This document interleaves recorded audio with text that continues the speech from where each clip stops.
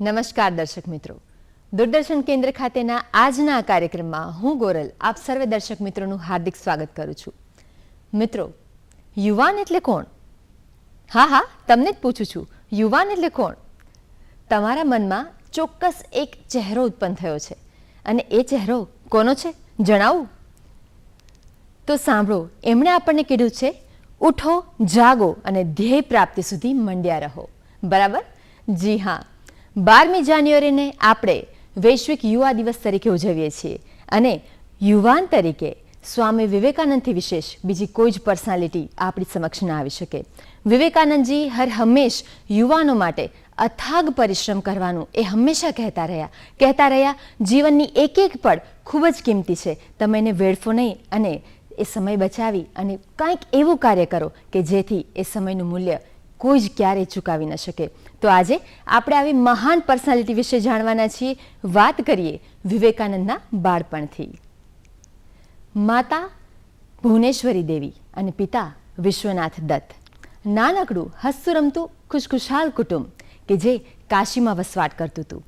કાશીમાં એક સમયે માતા ભુવનેશ્વરીને સંતાન પ્રાપ્તિની ઈચ્છા થઈ અને કાશીમાં આવેલું વીરેશ્વર મહાદેવનું મંદિર કે જ્યાં કાશીનો એક રિવાજ છે, કાશીમાં વસવાટ કરતા લોકો અને કાશીથી દૂર જતા લોકો પણ હર હંમેશ પોતાના સગા સંબંધીઓ દ્વારા વીરેશ્વર મહાદેવની પૂજા અર્ચના કરવાનું અચૂક જણાવે.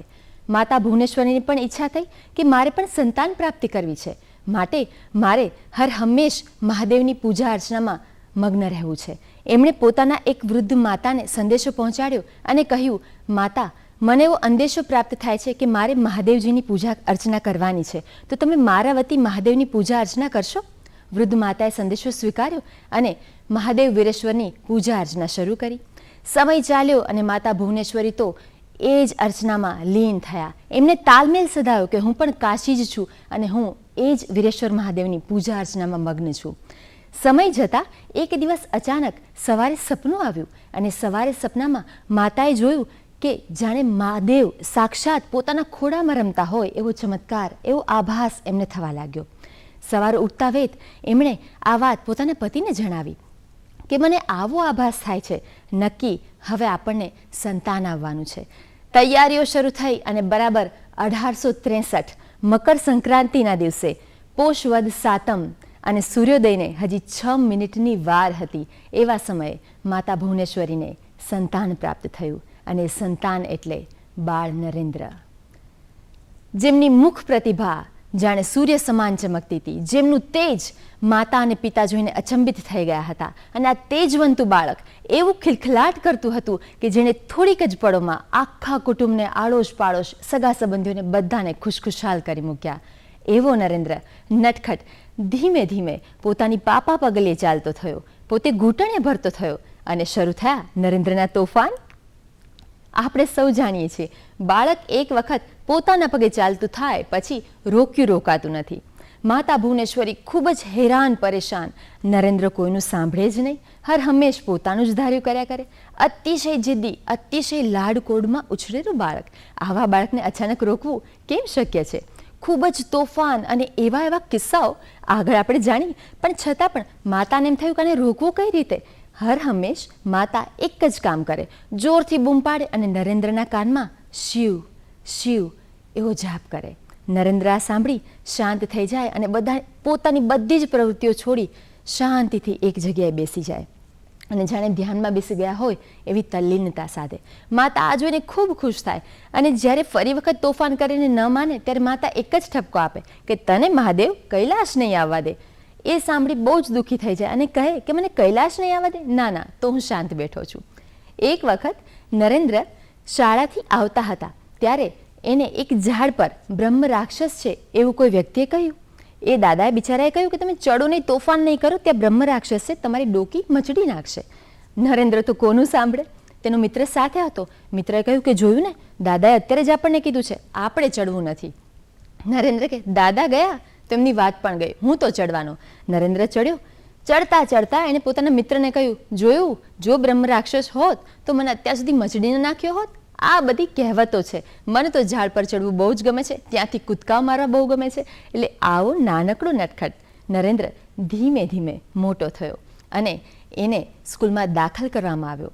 સ્કૂલમાં જ્યારે પહેલા બીજા ધોરણના બાળકો હજી કક્કો ઘૂંટતા હોય, અક્ષરો અમુક લખતા વાંચતા શીખતા હોય, એ ઉંમરે નરેન્દ્રને આખી ભાષા, આખા વાક્યો વાંચતા અને લખતા આવડી ગયા. એટલે કમ્પેરેટિવ બીજા બાળકો કરતાં નરેન્દ્ર એ કક્ષાએ ખૂબ જ આગળ હતા. શિક્ષકો અને માતા પિતા નરેન્દ્રના આ વર્તાવથી ખૂબ જ ખુશ હતા કે અમારું બાળક આટલું તેજસ્વી છે. 7 વર્ષની ઉંમરે તેમણે મુગ્ધબોધ નામનું સંસ્કૃત વ્યાકરણ કંઠસ્થ કરી લીધું અને જે આવે એને પોતાની છટા દ્વારા સંભળાવે. 8 વર્ષની ઉંમરે તેમણે શાળામાં અભ્યાસ માટે જ્યાં એડમિશન લીધું ત્યાંના શિક્ષકો કે અમારી શાળામાં નરેન્દ્ર આવ્યો છે અને બધા જ નરેન્દ્રની આગળ પાછળ, કારણ કે ખૂબ જ પ્રતિભાશાળી, સાહસ, વીર્યનું એક જ નામ કે એક જ નરેન્દ્ર હર હંમેશ પોતાની છટાઓ દ્વારા, વાઘ છટાઓ દ્વારા, પોતાની અમૂર્ત બુદ્ધિ દ્વારા બધાને જ પાછળ રાખી દે છે. ધીમે ધીમે સમય પસાર થાય છે અને ક્લાસમાં બધા મિત્રો સાથે નરેન્દ્ર એક વખત વાતચીત કરતા હતા. બહુ જ અભ્યાસનો અગત્યનો મુદ્દો ચાલતો હતો. શિક્ષકે કહ્યું હતું કોઈ જનો મને અવાજ ન જોઈએ અને એવામાં એ નરેન્દ્રને પોતાના મિત્રો સાથે વાતચીત કરતો જોઈ જાય છે. નરેન્દ્રને કહે છે ઊભો થા અને કે મેં અત્યારે શું સમજાવ્યું. નરેન્દ્ર ઊભો થાય છે અને ડીટો ટુ ડીટો એટલે પોઈન્ટ ટુ પોઈન્ટ શિક્ષકે જે સમજાવ્યું હતું બધું જ એ રિધમમાં બોલી જાય છે. શિક્ષકને નવાઈ લાગી કે તો તું વાત નહીં કરતો હોય, તારા કોઈ મિત્રો હશે, તું બેસી જા, ચાલો તમે બધા જ ઊભા થાવ અને નરેન્દ્ર બેસશે. એવા સમયે નરેન્દ્રને અંદરથી દિલથી દુઃખ થયું કે વાત તો હું જ કરાવતો હતો, મારા બધા મિત્રો શાંત હતા. એવા સમયે મિત્રોની સાથે નરેન્દ્ર પણ ઊભો થઈ જાય છે અને શિક્ષકની માફી માગે છે. શિક્ષક કહે છે કે પણ મેં તો તને બેસવા કહ્યું, તું શેના માટે ઊભો થયો? નરેન્દ્ર કહે છે ના શિક્ષક, વાત તો હું જ કરતો હતો, આ બધા તો મને સાંભળતા હતા. તો આવા સમયે એના શિક્ષકનું આશ્ચર્યનો પાર નથી રહેતો અને વિચારમાં પડી જાય છે કે જો એક બાળકનું આટલું વાતોમાં ધ્યાન હોય અને સાથે એ જ વાત કરતાં કરતાં હું શું ભણાવું છું, મેં શું કહ્યું, મેં શું સમજાવ્યું, શબ્દ સહજો મને જણાવી શકે, તો આવું પ્રતિભા સંપન્ન બાળક ખરેખર વિશ્વમાં બીજે ક્યાંય જ નહીં હોય. અમારું સદભાગ્ય છે કે અમારી શાળામાં એ અભ્યાસ કરે છે. નરેન્દ્રને પોતાની ભાષા પ્રત્યે તો ચોક્કસ માન હતું. એ ખૂબ જ પોતાની ભાષાને પ્રેમ કરતા હતા. ધીમે ધીમે સમય આવ્યો કે એને અંગ્રેજી ભાષા શીખવાની ફરજ પડવામાં આવી. નરેન્દ્રને આ વાત બિલકુલ ગમી નહીં. તે રડવા લાગ્યા. શાળામાં તો ના જ પાડીને આવ્યા કે અંગ્રેજી તો હું નહીં જ શીખું, મને મારી ભાષા ગમે છે, તમે અંગ્રેજીની ફરજ રહેવા દો. ઘરે જાય છે, પોતાની માતા અને પિતાને વાત કરે છે કે આજે શાળામાં આવું થયું કે મને મારી નવી ભાષા શીખવા માટે પ્રેશર આપવામાં આવ્યું. માતા કહે છે કે તારે આગળ ઉચ્ચ અભ્યાસ કરવો હોય તો ભાષા શીખવી જરૂરી છે. માતા અને પિતાના અનુમોદનથી નરેન્દ્ર હેરાન થઈ જાય છે કે માતા પિતા પણ કહે છે તો શીખવું પડશે. બીજે દિવસે એ જ પોતાના પાછા હસતા ખિલખિલાટ મૂડમાં પોતે શાળાએ જાય છે અને શિક્ષકને સામેથી જણાવે છે કે હા હું તૈયાર છું, મને અંગ્રેજી ભાષાનું શિક્ષણ આપો, એ પણ હું શીખી લઈશ. ધીમે ધીમે અંગ્રેજી ભાષા ઉપર પાયાથી શરૂ કરીને અંગ્રેજી બોલતા, વાંચતા, લખતા સુધીનું નરેન્દ્ર શીખવા લાગ્યા. એ શીખતા શીખતા એને દરેક ભાષા ઉપર પોતાનું પ્રભુત્વ મેળવી લીધું અને જે કોઈ ભાષામાં પોતે બોલે તો એમાં પોતાના પ્રભુત્વથી, પોતાની વાગછટાથી સામે કોઈ પણ બેઠા હોય એને મંત્રમુગ્ધ કરી દે. દરેક લોકો એ જ વિચારે કે આટલી નાની ઉંમરનું બાળક અને એનામાં આટલી વિચાર શક્તિ. તો દોસ્તો, આપણે સૌ જાણીએ છીએ કે જ્યારે જ્યારે આપણી પાસે વિચાર શક્તિ, સાહસ હશે તો આપણે કોઈ પણ કાર્ય ચોક્કસ કરી શકીશું. માટે જ એમણે જ કહ્યું છે કે યુવાનો જ એક માત્ર વિકલ્પ છે કે જે દેશને બેઝથી ઉચ્ચ સ્થાન સુધી પહોંચાડી શકશે. યુવાનો વગર દેશ પાંગડો છે, અપંગ છે. માટે યુવાધને સમજવાનું છે કે પોતાના દેશને ક્યાંથી ક્યાં લઈ જવાનો છે. વાત કરીએ આગળ. નરેન્દ્ર ધીમે ધીમે ભણતા ભણતા પોતાના મિત્રો બનાવતા જાય છે અને એકાદ વખત એક સૂર્યકુમાર નામના મિત્ર સાથેનો ભેટો થઈ જાય છે. મિત્ર એને આગ્રહ કરે છે કે તું મારે ત્યાં આવ, આજે રાત્રે ભજન ગાવાનો કાર્યક્રમ રાખ્યો છે. નરેન્દ્રને ભજન ગાવું બહુ ગમે, સંગીત પ્રિય વ્યક્તિ. માટે તે પોતાના મિત્રને ત્યાં જાય છે અને મિત્રને ત્યાં પહેલી વખત તે રામકૃષ્ણ પરમહંસને મળે છે. રામકૃષ્ણ પરમહંસ એટલે સમાધિનું બીજું રૂપ, જેને આપણે હર હંમેશ એવી અવસ્થામાં જોઈએ કે જાણે એ ઈશ્વર સાથે તાલમેલ સાધતા હોય, ઈશ્વર હાજરા હજુર હોય અને રામકૃષ્ણ પરમહંસને હંમેશા પોતાના પ્રશ્નોના જવાબો આપતા હોય. રામકૃષ્ણ તેની તરફ એક નજર માંડે છે અને પહેલી જ નજરમાં એમણે જ્યારે ભજન ગાયું નરેન્દ્રએ, એ ભજન ઉપરથી ઓળખી જાય છે કે આ બાળક વિશેષ છે. આ બાળકની આંખો, આ બાળકનું બોડી લેંગ્વેજ, આ બાળકનું સાહસ, આ બાળકની વાકછટા બધું જ બીજા કરતાં અલગ છે અને આ બાળક સામાન્ય નથી. રામકૃષ્ણજી ઓળખી ગયા અને એને બોલાવે છે કે તું મારી પાસે તો આવ, હું ક્યારનો તારી સામે જોઉં છું અને તું છે કે મારાથી દૂર દૂર જાયા કરે છે. નરેન્દ્ર પાસે આવે છે, પોતાની મોટી મોટી આંખો દ્વારા રામકૃષ્ણને નિહાળ્યા કરે છે અને વિચારે છે કે આ અજાણ્યો માણસ મારા તરફ આટલું આશ્ચર્યથી અને આટલું આકર્ષાઈને કેમ જુએ છે. રામકૃષ્ણ પરમહંસ એને બાજુમાં બેસાડે છે અને પૂછે છે કે તને ગાયનનો શોખ છે, તને ગીતો ગાવા ગમે? નરેન્દ્ર કહે છે હા, મને ભજનો ગાવા બહુ જ ગમે. બાળપણથી હું મારી માતા સાથે અમુક ભાષામાં, સ્પેશિયલી બંગાળી ભાષા મારી માતા પાસેથી શીખ્યો છું અને મને એ ભાષાના ગીતો સાંભળવા અને ગાવા બહુ જ ગમે છે. પરમહંસ ખુશ થઈ જાય છે અને પરમહંસ એને દક્ષિણાયન આવવાનું આમંત્રણ આપે છે કે હું ત્યાં જ રહું છું અને કોઈ વાર મારી સાથે ત્યાં ભજનો ગાવા માટે આવજે. નરેન્દ્ર એના આમંત્રણને સ્વીકારી લે છે અને વખતો વખત વારંવાર રામકૃષ્ણ પરમહંસને મળવા માટે ત્યાં જાય છે. ધીમે ધીમે આ ગુરુ અને શિષ્યનો સંબંધ અગાઢ પ્રેમમાં બંધાય છે. ગુરુને શિષ્ય વગર ચાલતું નથી, શિષ્યને ગુરુ વગર ચાલતું નથી. આપણે એવું તો જોયું જ હોય છે કે હર હંમેશ શિષ્ય અને ગુરુ એ બે વચ્ચે તાણાવાળાનો સંબંધ હોય છે. પણ ગુરુને શિષ્યનું જ્યારે આટલું હોય તો એ શિષ્ય છે એ હર હંમેશ બહુ જ નસીબદાર વ્યક્તિ હોય. રામકૃષ્ણ પરમહંસ જો વિવેકાનંદજીને ન જુએ તો એને ક્યાંય જ ચેન પડતો નથી અને તરત જ સંદેશો મોકલાવે કે નરેન્દ્ર, કેટલા સમયથી તું મારી પાસે આવ્યો નથી, તું આવ, મારે તને જોવો છે, મારે તને મળવું છે. અને નરેન્દ્ર આવી અને ઠપકો પણ આપે. તમે કહેશો એમ નહીં ચાલે, હવે હું વારંવાર તમને મળવા આવવાનો નથી, એવું શું છે મારામાં કે તમને મને જોયા વગર ચાલતું નથી? અને પરમહંસનો એક જ શબ્દ કે ના યાર, મને તને મળ્યા વગર ચાલતું નથી, તારા મુખના દર્શન કર્યા વગર મારો દિવસ અને મારી રાત પડતા નથી, તો તું જેટલો સમય મળે મારી સાથે વિતાવ. ધીમે ધીમે આ સંબંધ પાંગરે છે અને ગુરુ શિષ્યના સાનિધ્યમાં વિવેકાનંદજી અખૂટ જ્ઞાન અને સમાધિનું એકચ્યુઅલ લેવલ, મન શાંત રાખવું, મન પર અડગ વિશ્વાસ રાખવો, તમે જે નિશ્ચય કરો છો એ નિશ્ચય ઉપર અડગ રહી અને તમે તમારો જીવન આખું એને સમર્પિત કરી શકો છો. આવા અનેક વિધાનો, અનેક વાત રામકૃષ્ણ પરમહંસના સાનિધ્યમાં શીખે છે. પછી વિવેકાનંદજી ઘણી બધી યાત્રાઓ પર નીકળે છે. યુરોપની યાત્રા, ફરી પાછા બંગાળ આવે છે. એક સમય તો એવું થયું કે જ્યારે વિવેકાનંદજી ભણવા તરફ બેઠા અને એના પિતાની બદલી થઈ, ફરી પાછું એને કલકત્તા આવવાનું થયું. કલકત્તા આવ્યા તો એવા સમય 3 વર્ષનો અભ્યાસ વિવેકાનંદજીનો છૂટી ગયો. આપણને એમ થાય 3 વર્ષ પાછળ ગયેલું બાળક ફરી પાછું થોડું 3 વર્ષ જેટલું જે આગળ બાળક છે એની સાથે તાલમેલ સાધી શકે, સમાયોજન સાધી શકે? પણ આપણને પ્રશ્ન જે થાય ને એનો જવાબ એટલે જ વિવેકાનંદજી. 3 વર્ષનો છૂટેલો અભ્યાસ એક જ વર્ષમાં સાથે અભ્યાસ કરીને વિવેકાનંદજીએ પૂર્ણ કર્યો. પોતાની BAની એક્ઝામ દરમિયાન પણ એવું થયું કે પોતે એક્ઝામ આપવા માટે તૈયાર હતા પણ પોતાની પાસે બુક નહોતી. 3 દિવસ પછી પરીક્ષા હતી અને એ બુક ક્યાં? રાતોરાત એમણે બુક શોધી લાવ્યા અને એ 3 દિવસની પરીક્ષાનું સિલેબસ આખા વર્ષમાં જે અભ્યાસ થયો હતો એ 3 દિવસ પહેલાં જ પૂર્ણ કર્યો.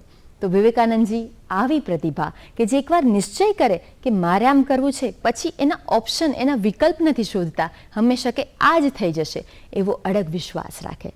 વિવેકાનંદજી એક એવી વાત પણ કરે છે કે તમે કોઈ પણ એક વિચારને તમારા કેન્દ્ર સ્થાને લાવો, એ વિચાર તમારા મનમાં આરોપિત કરો, પછી એ વિચારની આસપાસ નવા વિચારો ઉત્પન્ન થશે અને એ બ્રહ્માંડમાં જશે અને બ્રહ્માંડ તમને એનો જવાબ ચોક્કસ આપશે. વિશ્વાસની જરૂર છે, માત્ર એ વિચાર ઉત્પન્ન કરવાની જરૂર છે. બીજ રોપાશે, પછી એ વિચારને સપનું સાકાર થવામાં સમયને લાગે. તો અખૂટ, જેનામાં જ્ઞાન, જેનામાં સાહસ, પ્રતિભાથી સંપન્ન એવા વિવેકાનંદજી વિશે આપણે આગળ વાત કરીએ. બાળપણથી જ વિવેકાનંદજી સાહસનો અખૂટ નમૂનો. વિવેકાનંદજી હર હંમેશ પોતે પ્રેરણારૂપ બની બીજાને પણ પોતાના જીવનમાંથી કોઈક લઈ શકે એવું પ્રેરણારૂપ બનવાનો હર હંમેશ સંદેશો આપતા. કહેતા કે પોતાના વચન ઉપર અડગ રહો, દુનિયા તમારી પાછળ ચાલશે. તમારે સપના પાછળ દોડવાની જરૂર નથી, એ સપનું ચોક્કસ તમારી મહેનત જોઈ સાકાર થવા તમારા તરફ આવશે. બાળપણના સમયથી જ વિવેકાનંદજીને હર હંમેશ ઈશ્વર જોવાની બહુ જ ઈચ્છા થતી કે કેવા હશે ઈશ્વર, કારણ કે એણે માતા ભુવનેશ્વરી પાસે હંમેશા સાંભળેલું કે ઈશ્વર જ આપણને મદદરૂપ થાય છે, ઈશ્વર જ આપણને આગળ ધપાવે છે, ઈશ્વર જ આપણને સવારે ઉઠાડે છે, ઈશ્વર જ આપણને રાત્રે સુવાડે છે. તો વિવેકાનંદજી બહુ જ આતુર હતા કે મારે એક દિવસ ઈશ્વરને મળવું છે, ઈશ્વર જોવા છે. બાળક હોય તો ક્યુરિયોસિટી, આતુરતા દરેક બાળકમાં હોવાની. તો વિવેકાનંદજી પણ એવા જ નટખટ, અને એટલા માટે એમને પણ પ્રશ્ન થયો. ત્યારે શાળાના એક શિક્ષકે એમને માહિતી આપી કે દેવેન્દ્ર ઠાકુર છે એ ચોક્કસ તમને ઈશ્વર સુધી પહોંચાડશે અને ઈશ્વરને મળવામાં મદદ કરશે. મહર્ષિ તરીકે ઓળખાતા આ ઠાકુર સાહેબ પાસે વિવેકાનંદજી પહોંચી ગયા એક સવારે. હોડીમાં બેઠેલા શાંત વાતાવરણમાં ઠાકુર સાહેબે પૂછ્યું, બેટા તું અહીંયા આવ્યો છે, બોલ તારે શું જોઈએ છે? વિવેકાનંદજીએ હસતા ચહેરે પૂછ્યું, મહર્ષિ તમે ઈશ્વર જોયા છે? ઠાકુર સાહેબ બોલ્યા, મને તારી આંખ બહુ ગમે છે, તારી આંખ ખૂબ જ પ્રતિભાશાળી છે, લાગે છે તો ચોક્કસ સંન્યાસી માણસ થાઈશ. વિવેકાનંદજીને પોતાના પ્રશ્નોનો જવાબ ન મળ્યો. પ્રશ્ન પૂછ્યો, જવાબ કંઈક અલગ મળ્યો. વિવેકાનંદજી નારાજ થઈ અને ફરી પાછા ઘર તરફ આવ્યા.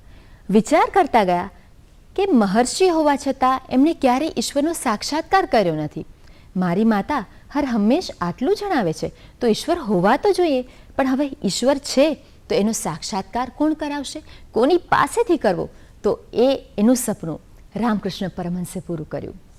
રામકૃષ્ણ પરમહંસ એને સમાધિની એ અવસ્થા સુધી લઈ ગયા, કારણ કે એમણે નરેન્દ્ર પાસેથી વાત જાણેલી. નરેન્દ્રને બાળપણથી જ જ્યારે નરેન્દ્ર સૂવે ત્યારે બે આંખના લમણા વચ્ચે અહીંયા એક સફેદ પ્રકાશ દેખાતો.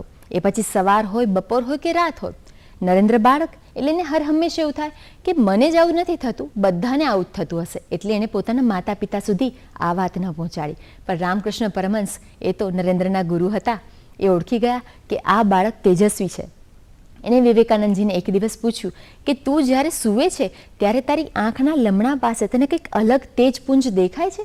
વિવેકાનંદજીએ હા પાડી કે એમાં શું નવાઈ છે, બધાને એ જ સમાન અનુભવ થતો હશે.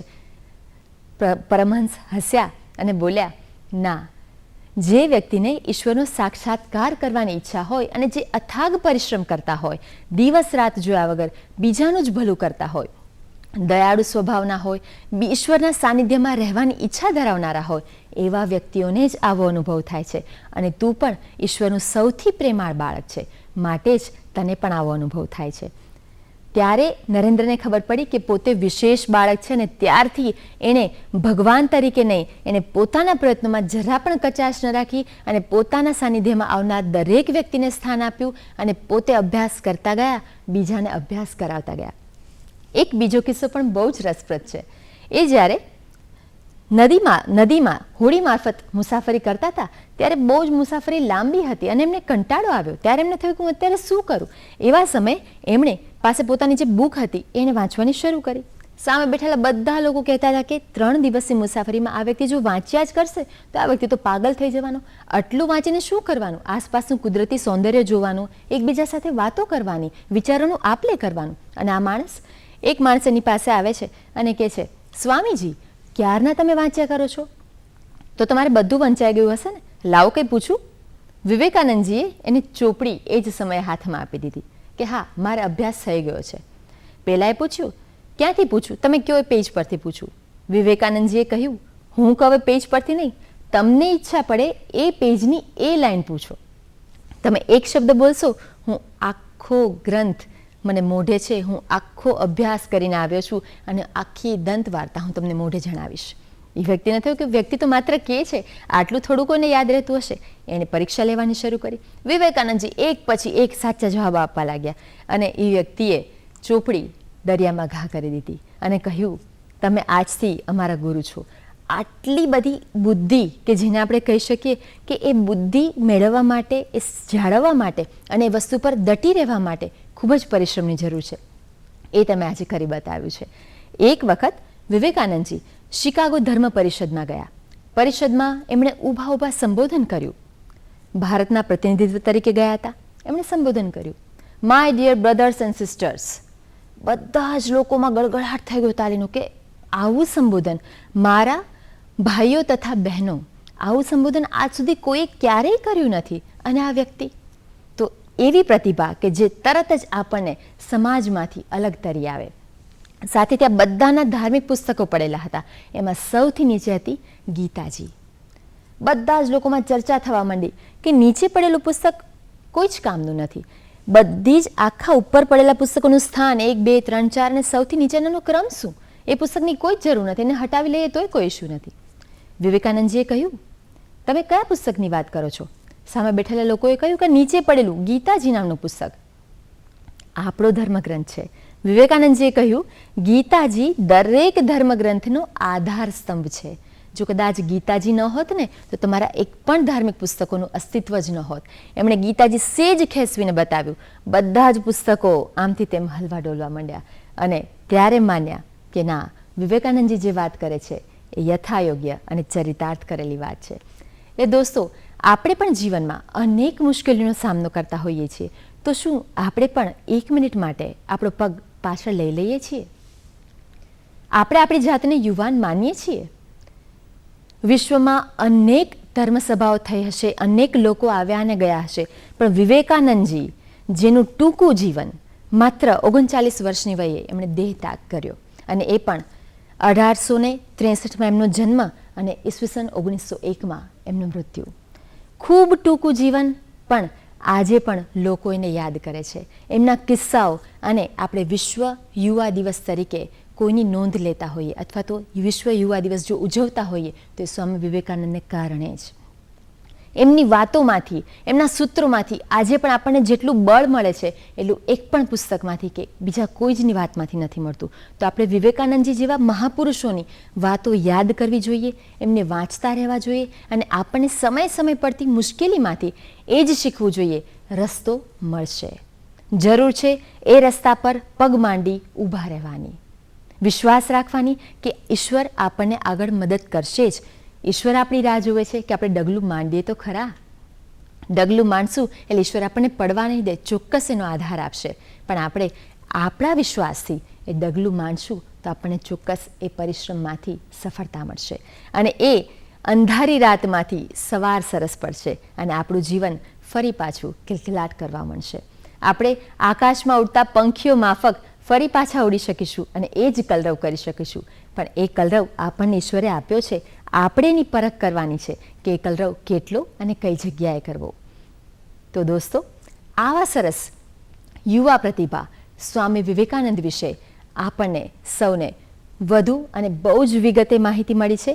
જરૂર છે માત્ર હવે એ વિવેકાનંદજીના નાના નાના સ્લોગન યાદ રાખવાની અને આપણે એના પર ચોક્કસ કામ કરીશું એવી પ્રતિજ્ઞા લેવાની. તો સાચે વિવેકાનંદજીનું ટૂંકું જીવન ચરિતાર્થ થશે અને એમનો જે આશય હતો કે હું પણ મારા વિચારો દ્વારા યુવા પેઢીને કંઈક સંબોધું, મારા વિચારોથી યુવા પેઢી પોતે જો કંઈક પોતાના જીવનમાં કરી છૂટે તો એનાથી ઉત્તમ બીજું કશું જ નથી. તો આપણે વિવેકાનંદજીને આજે પણ યાદ કરી, એમને શત વંદન કરી અને એ ચોક્કસ એમને પ્રતિજ્ઞા આપણે આપીએ કે વિવેકાનંદજી, અમે તમારા ગુણોથી ખૂબ જ આનંદિત થયા છીએ અને તમને નમન કરીએ છીએ કે તમે આટલા બધા હિંમતવાન હતા. અમારામાં એ હિંમતનો એકાદ અંશ પણ જો આવી જશે ને તો અમે અમારું જીવન પાર કરી દેશું. તો દર્શક મિત્રો, આ સરસ મજાની વાત સાથે હું આપને ફરી મળીશ. ત્યાં સુધી મને જવાની રજા આપશો. ધન્યવાદ.